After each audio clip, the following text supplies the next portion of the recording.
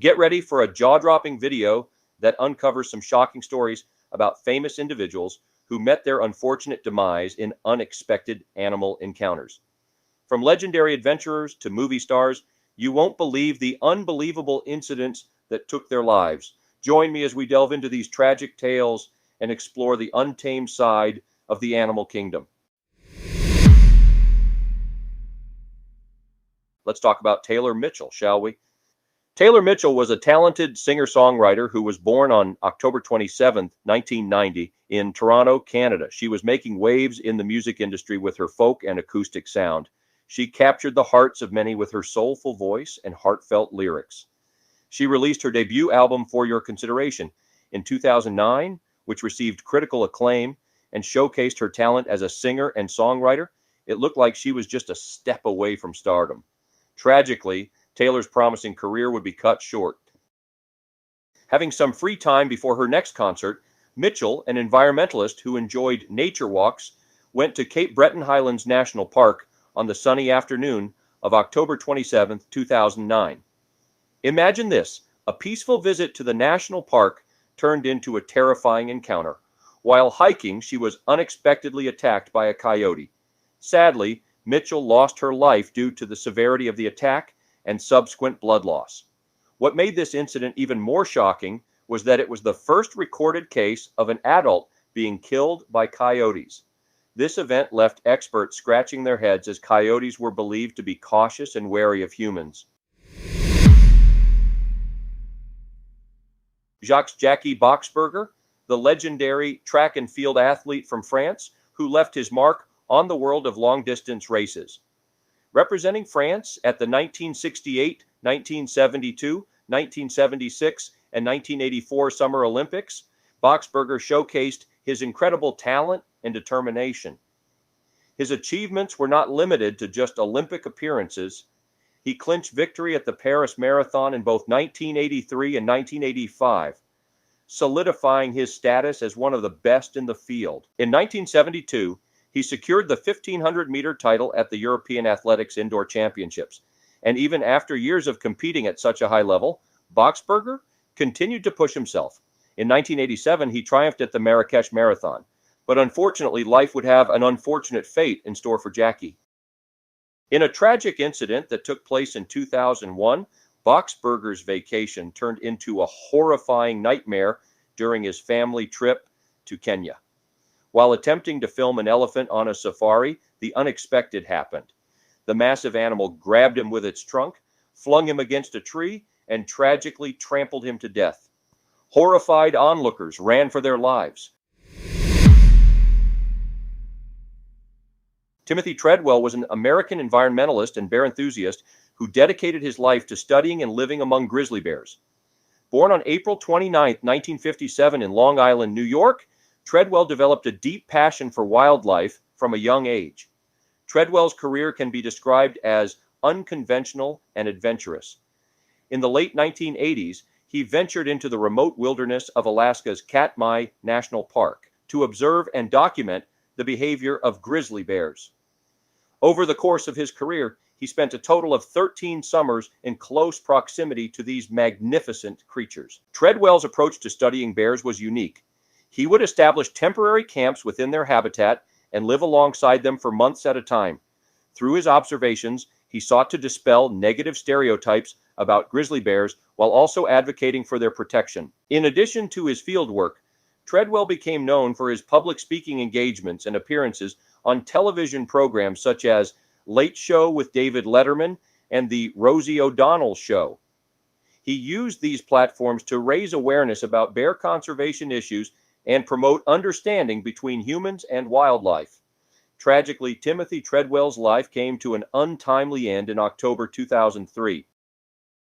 In October 2003, Treadwell and his girlfriend, physician assistant Amy Huguenard, visited Katmai National Park, which is on the Alaska Peninsula across Shelikof Strait from Kodiak Island.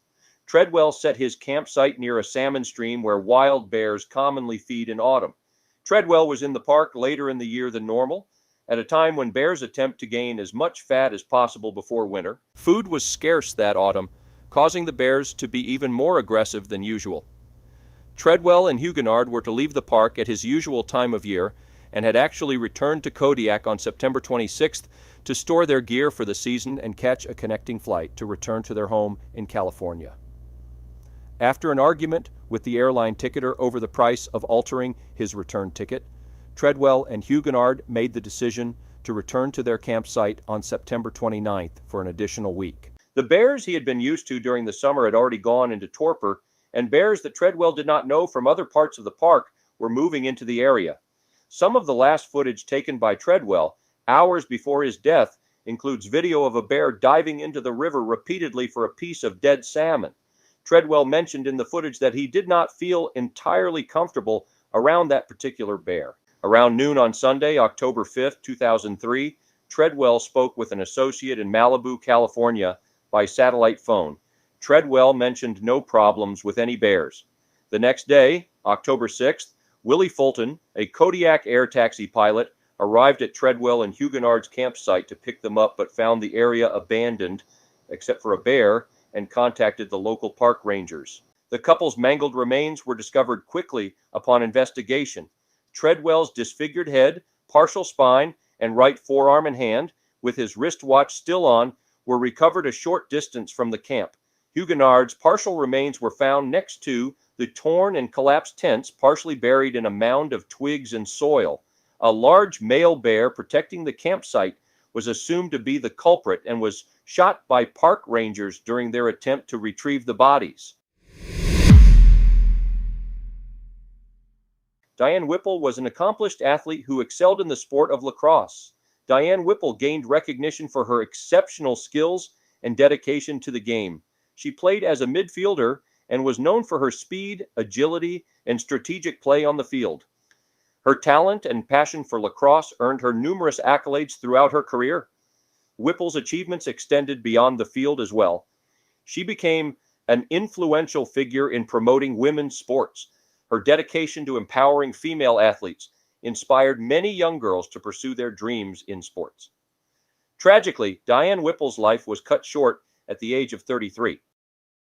5 days before her 34th birthday, Whipple returned from a grocery store run to her home. There, in the hallway outside her apartment, she was attacked by a massive Presa Canario named Bane. A Presa Canario is a large Mastiff-type dog. Bane weighed close to 130 pounds. Whipple weighed just 110. A neighbor who heard Whipple's screams called 911. By the time police arrived, there was little that could be done. The dog's powerful jaws had punctured her throat and left almost 80 bite marks on her body. A medical examiner would later say the only parts of Whipple's body that were spared were the top of her head and the soles of her feet.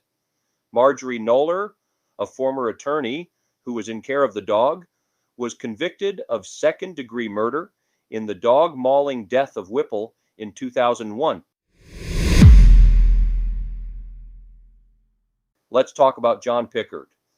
Born in 1913, John Pickard began his acting journey in the early days of television and made a name for himself through his exceptional performances.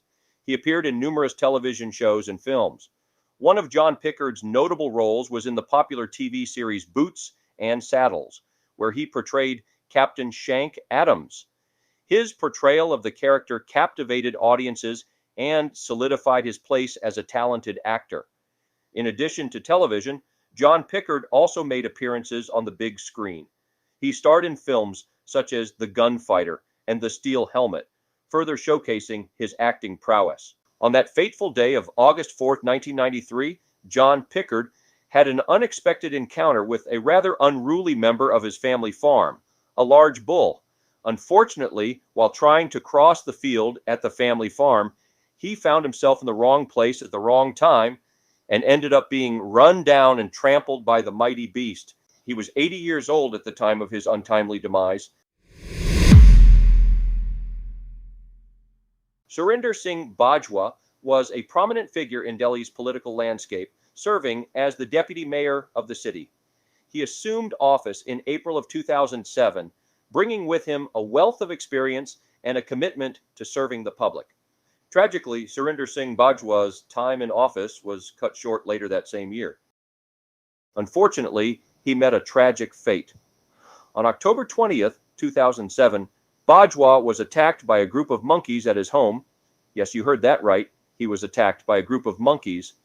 In an attempt to escape the attack, he and several monkeys fell from a first-floor balcony. He suffered serious head injuries in the fall, and despite receiving medical attention, Bajwa succumbed to his injuries the following day. Steve Irwin, the beloved host of The Crocodile Hunter, captured the hearts of millions with his daring encounters with crocodiles and other wild animals. The nature documentary series became a massive hit, leading to numerous spin-off series and even a feature-length film. However, tragedy struck on September 4th, 2006, while Irwin was filming an underwater documentary called Ocean's Deadliest. In a shocking turn of events, he was fatally pierced in the chest by a short-tailed stingray. The stingray's barb penetrated his thoracic wall and heart, causing massive trauma. Despite immediate medical attention, Irwin was pronounced dead shortly after the incident. The world mourned the loss of this charismatic conservationist and wildlife enthusiast. His passion for educating people about wildlife conservation continues to inspire generations. Steve Irwin's legacy lives on through his family's dedication to wildlife preservation and their ongoing efforts at Australia Zoo.